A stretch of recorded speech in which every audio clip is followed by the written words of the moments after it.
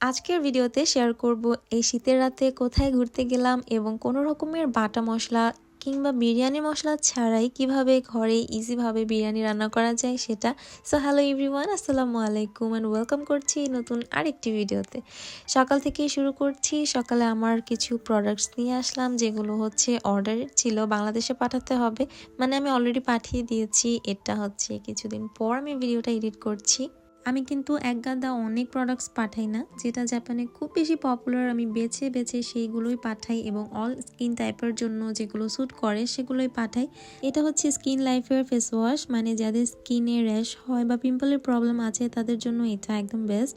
এটা হচ্ছে soft imo cleansing oil, জাপানে এটা খুবই পপুলার ডাবল ক্লিনজিং এর জন্য, এবং যাদের মেকআপ রিমুভার দরকার আপনারা চোখ বন্ধ করে এটা নিয়ে নিতে পারেন। এটা হচ্ছে একটা পিলিং জেল, এটা স্কিনের ডেড সেলস দূর করবে এবং যাদের ব্ল্যাক হেডস হোয়াইট হেডস আছে সেটার জন্য অনেক ভালো কাজ করে। আরও ভালোভাবে জানতে হলে এটার নামটা ইউটিউবে অথবা গুগলে সার্চ করলেই এটার ফুল রিভিউ আপনারা পেয়ে যাবেন। এরপরে দেখাচ্ছি হচ্ছে আরও কিছু প্রোডাক্টস, এগুলো সবগুলোই হচ্ছে বাংলাদেশে অলরেডি চলে গেছে। অ্যান্ড এটা হচ্ছে ভাইরাল একটা হেয়ার মাস্ক, হেয়ার যাদের ড্যামেজ অথবা যারা সিল্কি হেয়ার চাচ্ছেন তাদের জন্য এটা খুবই ভালো কাজ করবে। এটার রিভিউটা আপনারা চাইলে দেখে নিতে পারেন। এখন আমি চলে যাচ্ছি কিচেনে, দুপুরের জন্য রান্না করব। ভাবলাম আজকে বিরিয়ানি রান্না করি। এই তো একটা হোল চিকেন নিয়ে নিলাম, এখন এটাকে কাটতে হবে। আমি দেশে থাকতে কখনোই মুরগি কাটিনি, আর এখানে এসেই প্রথমবার ট্রাই করেছি, তাও আবার ছুরি দিয়ে। কয়েকবার কাটার পর এখন মোটামুটি পারি, তেমন কোনো সমস্যা হয় না, কিন্তু তাও শিখছি। আস্তে আস্তে করি, খুব ভালোভাবেও যে পারি তেমনটা না। যাই হোক, উপরের স্কিনটা প্রথমে ফেলে দিলাম, তারপরে বিরিয়ানির জন্য ছোট ছোট টুকরো করে আমি এটাকে কেটে নিব। বাট যতই সমস্যা হোক এখানে হেল্প করার তো কেউ নেই, সো নিজের কাজটা নিজেকেই করতে হবে।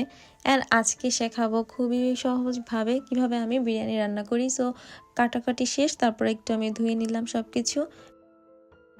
চিকেনটাকে এখন আমি সামান্য লবণ আর মরিচ গুঁড়া দিয়ে মাখিয়ে রাখবো এই 10 থেকে 15 মিনিটের জন্য। আর এই ফাঁকে আমি পেঁয়াজগুলো কেটে নিব, পেঁয়াজের বেরেস্তা করতে হবে, তো একটু বেশি করেই পেঁয়াজগুলো কাটছি। সেদিন বাসায় পেঁয়াজের বেরেস্তা ছিল না, তাই আমার করে নিতে হবে। জাপানে কিন্তু বেরেস্তাও বক্সে মানে রেডিমেড কিনতে পাওয়া যায়। এখন চিকেনের মধ্যে কিছু স্পাইস অ্যাড করব, মানে দিয়ে দিলাম আমি 2 টেবিল চামচের মতো আদা রসুন বাটা। এই 5 থেকে 7টার মতো দিয়েছি কাঁচামরিচ। আর এখানকার কাঁচামরিচের আমরা যেগুলো এনেছিলাম একদমই ঝাল ছিল না, তাই একটু মরিচ বেশি করে দিলেও সমস্যা নেই। 1 টেবিল চামচ জিরার গুঁড়া, 1 টেবিল চামচ ধনের গুঁড়া, আর বাংলাদেশ থেকে যে এনেছিলাম প্যাকেট স্বাদে ম্যাজিক সেটা 1 প্যাকেট দিলাম। দিয়ে দিলাম 2টা তেজপাতা, 3টার মতো এলাচ, দারচিনি, এগুলো তো নর্মাল সবার বাসায় থাকেই, তো 2-3টার মতো করে দিলাম, দারচিনিও দিলাম। তারপর 1 কাপের মতো এখানে আমি পেঁয়াজ দিয়ে দিলাম, আর দিয়েছি 1/2 কাপের মতো সয়াবিন তেল ব্যবহার করেছি। এরপর ভালোভাবে মাখানো হয়ে গেলে এর মধ্যে দিয়ে দিব 2 টেবিল চামচের পরিমাণের মতো হচ্ছে টক দই, দিয়ে ভালোভাবে আবারও মেখে প্রায় 30 থেকে 40 মিনিটের মতো রাখবো। হাতে সময় থাকলে 1 ঘন্টা 1.5 ঘন্টা রাখলে আরও ভালো। এখন আমি এখানে 4 কাপ পরিমাণ বাসমতি চাল নিয়েছি, চালটাকে ভালোভাবে ধুয়ে এটাকে ভিজিয়ে রাখবো আরও 30 মিনিটের জন্য। আর এতে করে চালটা অনেক বেশি ঝরঝরে হবে। আমি দারচিনি দিতে ভুলে গিয়েছিলাম, সো এখন দারচিনি দিয়ে মেখে নিচ্ছি এবং উপরে কিছু ধনেপাতাও দিচ্ছি, এটার ফ্লেভারটা অনেক বেশি ভালো লাগবে। এখন হাঁড়িতে তেল দিয়ে দিলাম, পেঁয়াজগুলো দিয়ে দিচ্ছি, পেঁয়াজের বেরেস্তাটা করে নিব। এই তো আমার পেঁয়াজের বেরেস্তা হয়ে গেছে। এখন এর মধ্যে আমি দিয়ে দিচ্ছি 1 চামচ পরিমাণের মতো চিনি। চিনি দেওয়ার কারণে নাকি বেরেস্তাটা অনেকক্ষণ পর্যন্ত কুড়মুড়ে মুচমুচে থাকবে। এখন আমি রাইসটা প্রিপেয়ারের জন্য একটা হাঁড়িতে পর্যাপ্ত পরিমাণে পানি দিয়ে দিলাম, তার মধ্যে 2টে তেজপাতা, লং, দারচিনি একটা একটা করে, তারপর স্টার, এটা স্টার কি মশলা যেন নামটা বলতে পারছি না। তারপর এর মধ্যে সামান্য একটু শাহি জিরাও দিয়ে দিলাম ফ্লেভারটা ভালো আসার জন্য।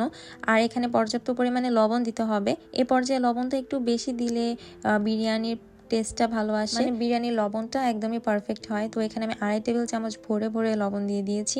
তারপর এখানে সামান্য ধনেপাতাও দিলাম, এর কারণে ফ্লেভারটা আরও বেশি এনহ্যান্স করবে। এখানে আমি আরেকটা বাটিতে সামান্য পাউডার মিল্ক গুলিয়ে নিচ্ছি, এটা আমি রাইসে ব্যবহার করব। কারো কাছে পাউডার মিল্ক অ্যাভেলেবেল না থাকলে আপনারা লিকুইড মিল্কও এখানে ইউজ করতে পারবেন। সামান্য একটু ব্যবহার করছি ফুড কালার, মানে আমার কালারটা পারফেক্ট রেড কালার হয়নি, পিঙ্ক পিঙ্ক হয়ে গিয়েছে। সো কোনো সমস্যা নেই, খাবারে তো কোনো টেস্ট আসবে না, জাস্ট কালারটা সৌন্দর্য বাড়ানোর জন্যই দেওয়া। এখানে আমি পানিতে সামান্য একটু অয়েল ব্যবহার করেছি। এখন ওয়েট করছি পানিটা ফুটে আসা পর্যন্ত। পানিটা ফুটে আসার পরে কিন্তু রাইসগুলো দিতে হবে, না হলে ঝরঝরা কিন্তু হবে না। এখন আর কারো কাছে যদি লেবু থাকে তাহলে অবশ্যই 1 থেকে 2 টেবিল চামচের মতো লেবু ইউজ করতে পারেন, তাহলে রাইসের কালারটা একদম সাদা হয়, খুবই দেখতে সুন্দর লাগে।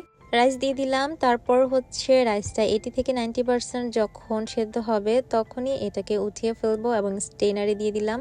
আর এটার উপর থেকে যতগুলো মশলা আছে সবগুলো আমি সরিয়ে নিচ্ছি, তেজপাতা, লং, এলাচ এগুলো। সো যাই হোক, তারপর হচ্ছে আমি আরেকটা হাঁড়ি নিয়ে নিয়েছি, এটার মধ্যে আমি মাংসগুলো দিয়ে দিচ্ছি। একদম নিচে সুন্দরভাবে বিছিয়ে দিতে হবে, কোনো অংশ যেন ফাঁকা না থাকে। এখন মাংসের উপরে প্রথম লেয়ারটা দিয়ে দিলাম রাইসের, তারপর ব্যবহার করছি পাউডার মিল্ক, এরপর উপর দিয়ে দিচ্ছি বেরেস্তা। কিছু মরিচ দেওয়া যেতে পারে, কারো কাছে কিশমিশ ভালো লাগলে, বাদাম ভালো লাগলে সেগুলো দেওয়া যেতে পারে, বাট আমি তেমন কিছুই ইউজ করিনি, জাস্ট মরিচ দিয়ে দিলাম। আর এখন দিয়ে দিচ্ছি সেই গুলিয়ে রাখা পাউডার মিল্কের মিশ্রণটা। দেন উপরে দিয়ে কিছু ধনেপাতা দিয়ে দিলাম, তারপর আবার যে বাকি রাইসটুকু আছে সম্পূর্ণটা দিয়ে দিব। এরপরে আবারও কিছু পাউডার মিল্ক দিয়ে বেরেস্তা দিয়ে এটাকে ভালোভাবে সিল করে দিতে হবে।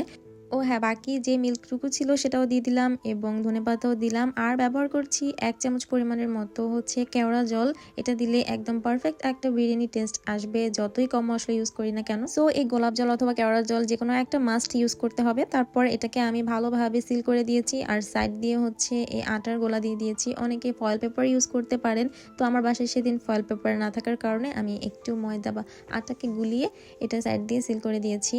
তো প্রথম 10 মিনিট একদম হাই হিটে রেখেছি, তারপরে হচ্ছে নিচে একটা তাওয়া বা কিছু দিয়ে এটাকে প্রায় দমে রাখতে হবে লো মিডিয়াম ফ্লেমে, প্রায় আধা ঘন্টার মতো। যেহেতু চিকেন আবার ম্যারিনেট করা ছিল আধা ঘন্টার মতো, সো তেমন একটা দেরি হবে না সেদ্ধ হতে। তো এই তো ফাইনালি আমার দম বিরিয়ানি মানে চিকেন দম বিরিয়ানি রেডি। খুবই সিম্পল, একদমই কম মশলা দিয়ে খুবই হেলদি ওয়েতে আপনারাও চাইলে এটা বাসায় ট্রাই করতে পারেন। আই হোপ ভালো লাগবে, আমার কাছে তো ভালো লেগেছে। হাঁড়ির তলায় দেখতে পাচ্ছেন একটুও কিন্তু লেগে যায়নি। সো আমি নেক্সট টাইম থেকে তো এরকমভাবেই হেলদি ওয়েতে রান্না করার চেষ্টা করব, কারণ খুব বেশি তেল মশলা দিয়ে এত বেশি খাওয়া যেহেতু যায় না। সো আপনারা কারা কারা এরকমভাবে ট্রাই করবেন অবশ্যই কিন্তু কমেন্ট করবেন, আর আজকের রেসিপিটা কেমন লাগলো সেটাও জানাবেন। এই তো আমি এখন খাওয়া দাওয়া শেষ করব, আর কে কে খেতে চান সবাই হাঁ করে ফেলেন। যাই হোক, খাওয়া দাওয়া শেষ করে আমরা রেডি হয়ে বের হয়ে গেলাম। আমরা যাচ্ছি ট্যুরে একদিনের জন্য, মানে আজকে রাত্রে যাচ্ছি, আবার কালকে রাতে ব্যাক করব। অ্যান্ড কোথায় যাব, জায়গাটা এত পরিমাণে সুন্দর ছিল, সব কিছু শেয়ার করব আমার নেক্সট ব্লগে। আশা করছি সবাই ওয়েট করবেন নেক্সট ব্লগের জন্য। সো সে পর্যন্ত সবাই ভালো থাকবেন, সুস্থ থাকবেন, অ্যান্ড যাদের যাদের ভিডিওটি ভালো লেগেছে অবশ্যই কিন্তু কমেন্ট করবেন, বেশি বেশি করে লাইক করবেন, শেয়ার করবেন। সবাই ভালো থাকবেন, আল্লাহ হাফিজ।